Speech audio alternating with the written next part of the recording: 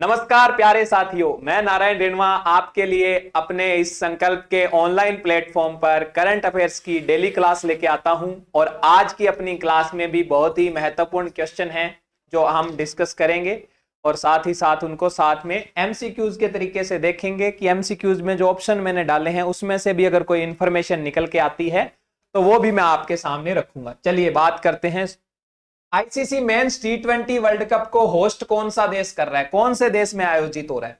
तो पहले तो भाई 2026 में क्या है, भारत में आयोजित होने वाला था, लेकिन पाकिस्तान के साथ जब ऑपरेशन सिंदूर और जो पहलगाम में जो अपने अटैक हुआ था उसके बाद जो ऑपरेशन सिंदूर चलाया था उससे अपने दोनों देशों में तनातनी हो गई और उसके बाद भारत ने पाकिस्तान में होने वाली जो चैंपियंस ट्रॉफी है उसमें हिस्सा नहीं लिया था। चैंपियंस ट्रॉफी का आयोजन है भारत के लिए, वो यूएई में किया गया था, है ना।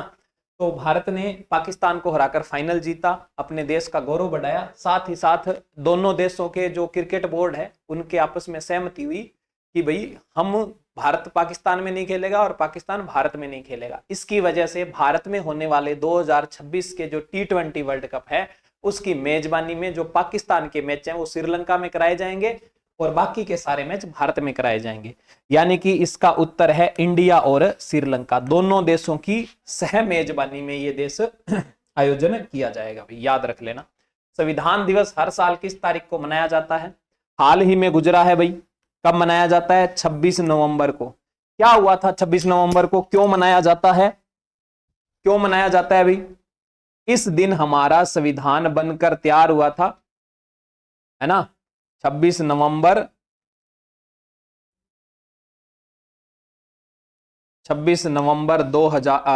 1949, या यूं कहें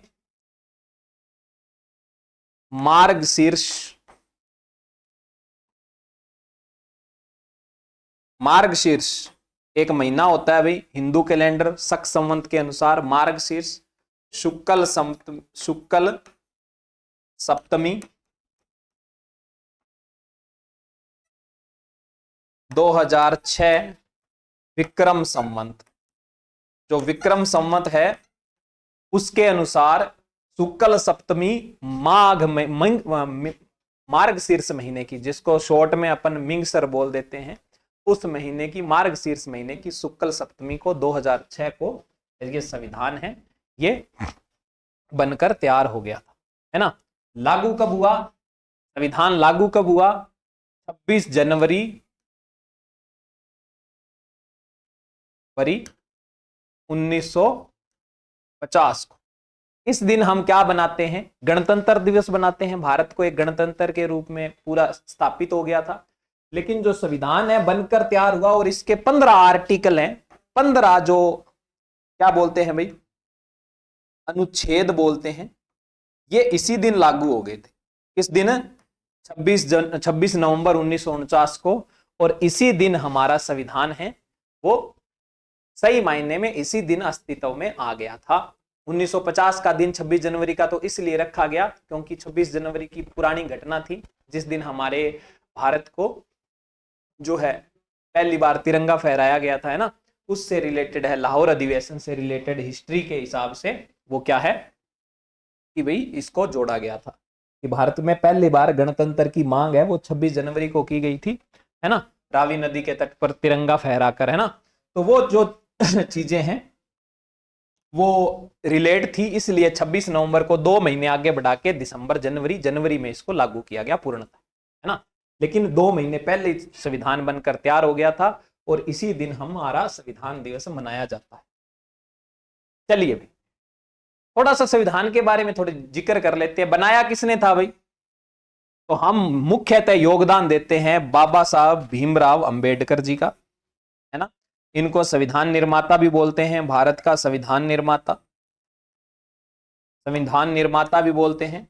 और जो ड्राफ्टिंग कमेटी है, ड्राफ्टिंग कमेटी क्या होती है? जो संविधान ड्राफ्ट तैयार करती है कि संविधान के अंदर क्या लिखा जाना चाहिए, क्या क्या प्रावधान होने चाहिए, कैसे कैसे संविधान है वो बनना चाहिए, वो सारा काम जिम्मा है वो भीमराव अंबेडकर जी ने बनाया था। अभ्यास कोंकण, कोंकर नहीं है अभी, कोंकण, सॉरी, ये कोंकणी कोंकरी लिखा हुआ है ना, सही है।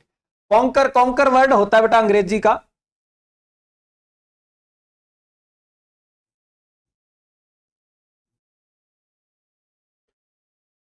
कॉन्कर। कॉन्कर का मतलब होता है जीतना, फतेह करना, ठीक है ना। तो इंग्लिश में इसकी स्पेलिंग लिखी हुई नहीं है, इसलिए मैं लिख देता हूं। अभ्यास कॉन्कर है वो 2025 किन दो देशों के बीच आयोजित होने वाला एक द्विपक्षीय नौसैनिक अभ्यास है। नेवी, किन दो देशों की नेवी के बीच में, तो एक तो royal navy, royal navy of United kingdom, British navy है जो, और एक अपनी भारत की जो भारतीय नेवी है, उन दोनों का संयुक्त सैन्य अभ्यास है कॉन्कर। कॉन्कर का मतलब होता है जीतना। बच्चों के लिए आधार बायोमेट्रिक अपडेट अनिवार्य रूप से किस उम्र में आवश्यक है। देखो भाई, एक तो बच्चा 5 साल का हो जाए तब उसका आधार है वो अपडेट होना चाहिए। अगर जन्म के बच्चे को, मान लो 6 माह के बच्चे का भी अगर आधार बन गया है तो 5 साल बाद उसका एक बार अपडेट कराना जरूरी है। दूसरी बार उसका अपडेट है वो 15 वर्ष की आयु के बाद। अगर बच्चे का 5 साल के बाद 10 सालों में कोई भी आधार का अपडेट नहीं हुआ है तो 15 साल बाद जब बच्चे की आयु 15 साल हो जाए तो उसको एक बार आधार अपडेट कराना अनिवार्य है। अगर बच्चे का आधार है वो 15 साल की आयु से कम का बना है और बच्चा 15 साल से ऊपर का हो गया है तो एज ए विटनेस या as a document of identity है वो इसको मान्य नहीं किया जाएगा। ये इसके प्रावधान, यानी कि 5 वर्ष और 15 वर्ष है वो इसकी आयु है। अक्टूबर 2025 में प्रकाशित ready, relevant and resilient developing a future ready force, भविष्य के लिए तैयार फौज का निर्माण करना, भविष्य के लिए तैयार फौज का निर्माण करना। फौज की बात कर रहे हैं भाई, तो ये बुक लिखी किसने होगी, बुक किसी जनरल, कर्नल, सीडीएस इस प्रकार के बंदे नहीं लिखी होगी भाई, है ना। महत्वपूर्ण बुक है तो लिखी किसने है भाई, ये बुक लिखी है जनरल अनिल चौहान ने, जनरल अनिल चौहान ने ये बुक लिखी है। अक्टूबर 2025 में भारत दक्षिण कोरिया नौसैनिक द्विपक्षीय अभ्यास का उद्घाटन कहां हुआ। यह हुआ था बुसान। बुसान कहां है, दक्षिण कोरिया में, दक्षिण कोरिया की सिटी है बुसान, ठीक है भाई। तो यहां पे बुसान में भारत की जो नौसेना है वो भारत की दक्षिण कोरिया गई थी और वहां पे ये युद्धाभ्यास हुआ। भारत में होने वाले युद्धाभ्यास तो महत्वपूर्ण है ही, साथ में भारत की जो नेवी या सेना है वो कभी कभार बाहर भी जाती है, जैसे फ्रांस में अभी हाल ही में हुआ था एक, ये बुसान में है। तो ये भी याद रखने जरूरी है, ज्यादातर ये जो बाहर वाले हैं ये भी पूछे जा सकते हैं। नए जीईपी प्रणाली के तहत भारत से अमेरिका भेजे जाने वाले शिपमेंट पर एक समान सीमा शुल्क कितना है। मैंने आपको बताया था कि भाई 25% से 50% कर दिया है, घोषित एफओबी का मूल्य का 50%, है ना। कितना परसेंट कर दिया है, 50%।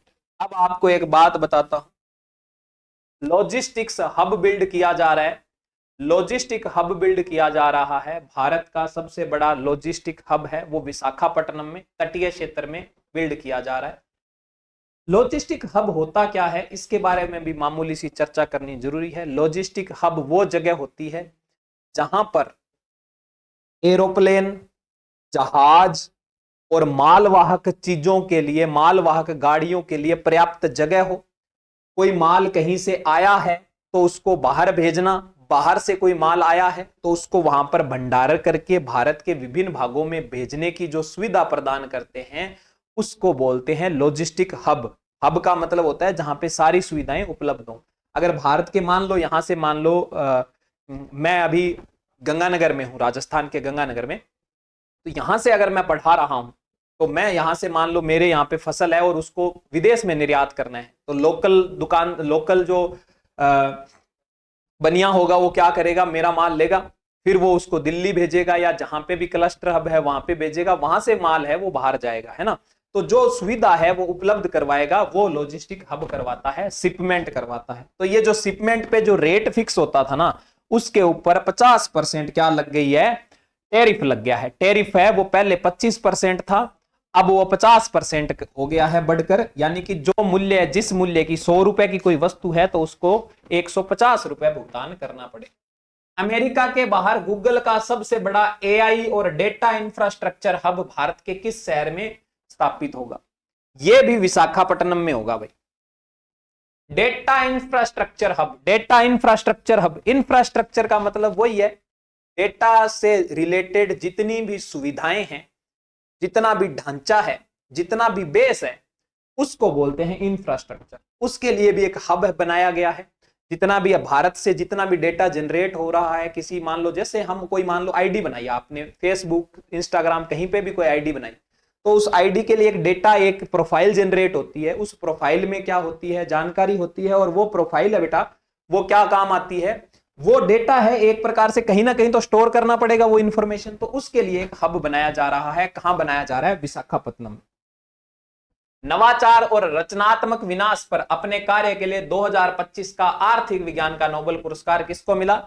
मैंने पहले भी चर्चा की थी, लेकिन आर्थिक विकास के लिए एक बार और चर्चा कर ले। जोएल मोकीर, फिलिप अंगियन और पीटर होविट, ये तीन नाम याद रख लेंगे। जेएफपी, जेएफपी शॉर्ट में ऐसे नाम याद रखो, जेएफपी, जेएफपी फॉर इकोनॉमी, इकोनॉमी के लिए जेएफपी को मिला।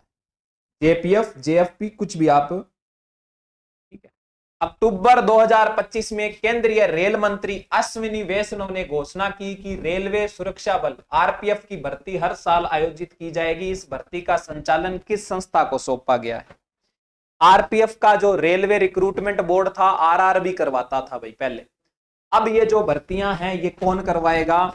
स्टाफ सिलेक्शन कमीशन, कर्मचारी चयन आयोग है, वो रेलवे की भर्तियां करवाएगा। करंट अफेयर्स का भी क्वेश्चन है, और आपके लिए जो बच्चे तैयारी कर रहे हैं उसके लिए वैसे भी नॉलेजेबल चीज है कि अब एसएससी के पैटर्न पे एसएससी के हिसाब से ही पेपर होगा, और उसी के हिसाब से भर्तियों का जो रिक्रूटमेंट है वो प्रोसेस कर्मचारी चयन आयोग संभालेगा। भारत और ऑस्ट्रेलिया के बीच 13 से 26 अक्टूबर 2025 तक पर्थ में आयोजित ऑस्ट्रा हिंद अभ्यास का नेतृत्व भारतीय सेना की किस रेजिमेंट ने किया? एक रेजिमेंट गई थी भी, गोरखा राइफल्स। ये जो गोरखा राइफल्स है, इसको ऑस्ट्रेलिया में भारत का नेतृत्व किया। भारत में पर्थ, भारत के वो जो गोरखा राइफल्स हैं ये पर्थ गए थे। पर्थ एक ऑस्ट्रेलिया का शहर है, तटीय शहर है। ऑस्ट्रेलिया के लगभग जो शहर हैं वो तटीय ही हैं भाई, ध्यान रखना। ऑस्ट्रेलिया एक इतना बड़ा एक महाद्वीपीय राष्ट्र है, और इसमें क्या है कि भाई जो लोग रहते हैं ना वो यहाँ पे किनारों पे रहते हैं, यहाँ पे किनारों पे रहते हैं, ठीक है भाई। अंदर कुछ नहीं रहता, अंदर सब कुछ खाली है, ठीक है। अंदर सब कुछ खाली है। ये खाली क्यों है? क्योंकि यहाँ पे एक तो विषम परिस्थितियां हैं, दूसरा यहाँ पे गर्मी बहुत पड़ती है, जो लोग हैं वो इसके अनुकूल नहीं है। तीसरी चीज है जो रिसोर्सेज हैं वो भी साइडों में है, अंदर नहीं है। जो कृषि होती है वो किनारों से थोड़ा हटके अंदर की ओर है। एकदम डीप में जंगली जो आदिम जनजाति के लोग रहते हैं। आदिम जनजाति वो होती है जो अभी भी प्राचीन काल के हिसाब से जीती है। वो क्या है? आदमखोर लोग होते हैं, जानवरों का शिकार करते हैं, कहीं कहीं तो आदमियों को भी खा जाते हैं। तो लोग हैं वो ज्यादातर किनारों पर ही रहते हैं, और ये ऑस्ट्रेलिया के मूल निवासी नहीं होते। ऑस्ट्रेलिया के ये जो बाहर वाले बंदे हैं ना, ये मूल निवासी नहीं है, ठीक है। ये इंफॉर्मेशन, एक्स्ट्रा इंफॉर्मेशन देता हूं ताकि आपका थोड़ा जी लगा रहे पढ़ने में। पढ़ने में जी नहीं करता है ना थोड़ा, ये बहुत काम का क्वेश्चन है भाई, अपने यूपी से रिलेटेड है। यूपी के सहारनपुर में, यूपी के सहारनपुर में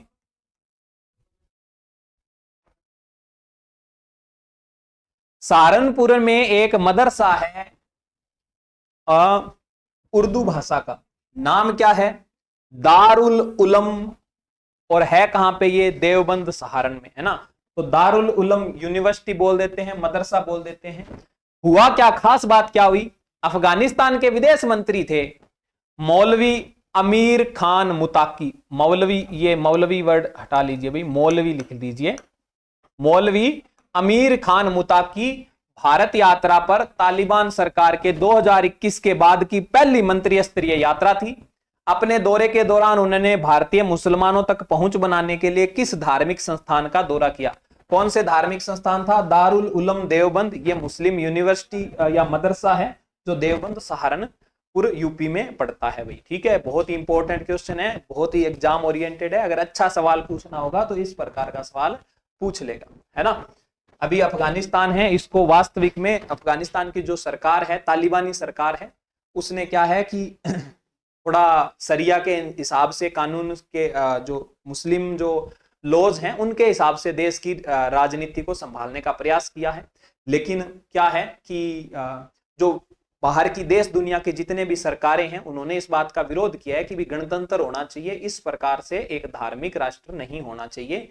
भारत ने भी हालांकि अभी तक इसका कोई समर्थन नहीं किया है, लेकिन जैसे जैसे वो अपने डेवलपमेंट और जैसे जैसे अपने वो नियम कानून है उसमें ढील दे रहे हैं अफगानिस्तान वाले, धीरे धीरे भारत भी उनकी तरफ हाथ बढ़ाने का प्रयास कर रहा है शायद।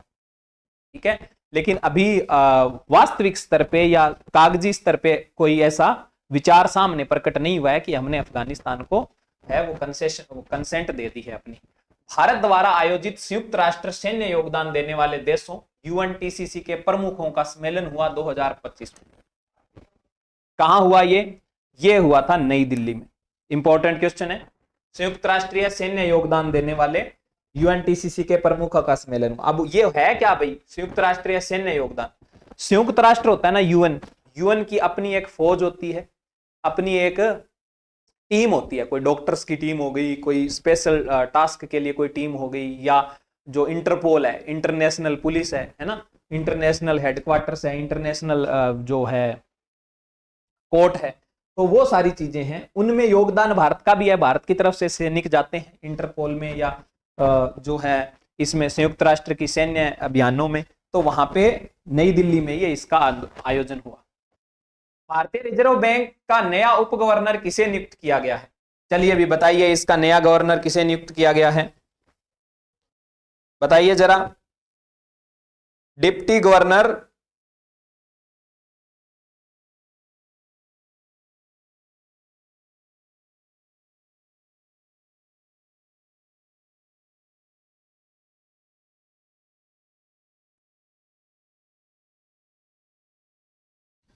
तो भाई इसमें 4 डिप्टी गवर्नर होते हैं और एक है जो गवर्नर होता है और 4 डिप्टी गवर्नर होते हैं। एक मेन गवर्नर और 4 इसके डिप्टी गवर्नर, डीजी होते हैं, एक गवर्नर होता है। ठीक है भाई, तो गवर्नर तो हमने पढ़ ही लिया था। डिप्टी गवर्नर 4 हैं इसमें। एक तो है जे स्वामीनाथन, दूसरा है टी रविशंकर, तीसरा है शिरीष चंद्र मुर्डा और चौथी हैं वो है पूनम गुप्ता। क्या नाम है? पूनम गुप्ता है। ठीक है, हाल ही में कौन बना है? शिरीष चंद्र मुर्डा हैं, वो बने हैं। उन्होंने एम राजेश्वर राव का स्थान लिया है। ये एग्जिट हो गए हैं और इनकी एंट्री हो गई। 4 उप गवर्नर होते हैं, एक मुख्य गवर्नर है। गाजा के लिए 20 सूत्रीय शांति योजना का प्रस्ताव किसने दिया भाई? डोनाल्ड ट्रंप ने दिया था। ठीक है, यूरोप के व्यक्तियों के साथ, यूरोप के जो उच्च अधिकारी हैं जितने भी हैं, राष्ट्राध्यक्ष बोलते हैं जिनको, कोई प्रधानमंत्री है, कोई राष्ट्रपति है, उनके लिए 20 सूत्रीय शांति समझौता किया था कि भी आप सारे मिलके एक टेबल पे आओ और जो इजराइल और फिलिस्तीन हैं, ये 2 कंट्री है, इनके बीच में भारत पाकिस्तान की तरह सीमा विवाद चल रहा है। ठीक है, जैसे भारत जो पाकिस्तान है वो भारत के कश्मीर पे अनधिकृत कब्जा करके बैठा है ना 1948 से ही, है ना। जब भारत आजाद हुआ था उस टाइम क्या है कि जो एरिया है वो फिक्स बांटा गया था। कश्मीर का एरिया है वो भारत के पक्ष में था, लेकिन उस टाइम है वो अंतरराष्ट्रीय भारत की स्थिति क्या है, अभी नया नया राष्ट्र बना है, तो नए नए राष्ट्र में पूरा क्या है पावर नहीं होती। थोड़े हम क्या है उस टाइम अंतरराष्ट्रीय पटल पर आज जितने समर्थ, आज हमारी विश्व की 4थी सबसे बड़ी अर्थव्यवस्था है, दूसरी बड़ी विश्व की सेना है ना। तो हम अब विश्व में टॉप 5 कंट्रीज में, हर मामले में टॉप 5 कंट्रीज में हम आते हैं। लेकिन उस टाइम है हमारी स्थिति अच्छी नहीं थी। हम उसी टाइम क्या है इंग्लैंड के जो ब्रिटिश राज है उसके क्षेत्र के प्रभाव से अभी निकले ही थे, तो हमारे पर अंतरराष्ट्रीय प्रेशर था, उस वजह से हमने यथास्थिति है उस टाइम के लिए मान ली थी। लेकिन आज भी हम अपने पीओके को, जो पाक ऑब्टेन्ड कश्मीर है, उसको हमारा हिस्सा मानते हैं, है ना। तो उसी प्रकार क्या है इजराइल और फिलिस्तीन के बीच एक गाजा पट्टी नाम का एक जगह है, गाजा पट्टी। ठीक है, इस गाजा पट्टी के लिए कोई युद्ध चल रहा है, डिटेल में नहीं जाऊंगा। अपनी एक करंट अफेयर्स का एक क्वेश्चन है छोटा सा, वो अपने को कवर करना है। डोनाल्ड ट्रंप है, उन्होंने मध्यस्थता करवाई है। इजराइल पावरफुल देश है भारत की तरह, फिलिस्तीन कंगाल देश है पाकिस्तान की तरह, ठीक है। भारत ने किस देश के साथ अपनी पहली सीमा पार रेलवे परियोजना स्थापित करने पर सहमति की है? भारत से ट्रेन चलेगी और भूटान तक जाएगी भी। अपनी ट्रेन है वो भारत से चलेगी, भूटान तक जाएगी, भूटान के कोई स्टेशन पर जाएगी और यहां से भारत आएगी। तो बहुत इंपॉर्टेंट क्वेश्चन है, पहली बार सीमा पार रेलवे स्टेशन स्थापित कर दिया है कि भारत का रेलवे स्टेशन वो सीमा पार है, वहां तक है, एक देश को क्रॉस करके भी रेल जाएगी। भूटान में पहली बार हुआ है। का शीत मरुस्थल बायोस्फीयर रिजर्व, जिसे सितंबर 2025 में यूनेस्को के विश्व बायोस्फीयर रिजर्व नेटवर्क में शामिल किया गया, किस राज्य में है? किस राज्य में है भाई? ये हिमाचल प्रदेश में है, हिमाचल प्रदेश में है और लद्दाख से जुड़ा हुआ ये पार्ट है, लेकिन है हिमाचल प्रदेश में। शीत मरुस्थल, भारत का शीत मरुस्थल कौन सा है? लद्दाख। लेकिन उस लद्दाख के नीचे वाले हिस्से में मरुस्थलीय बायोस्फीयर रिजर्व है और ये रिजर्व पड़ता कहां है? हिमाचल प्रदेश में। ध्यान रखना, जो ज्यादा बुद्धिजीवी हैं वो लद्दाख ना समझे, इसका उत्तर हिमाचल प्रदेश। चलिए भाई, ये आपके आज के करंट अफेयर्स थे। नेक्स्ट क्लास में मिलूंगा जोश जुनून जज्बे के साथ आपको एकदम करंट अफेयर्स के सारे क्वेश्चन करवाने के लिए। तब तक के लिए धन्यवाद, मिलते हैं नेक्स्ट क्लास में।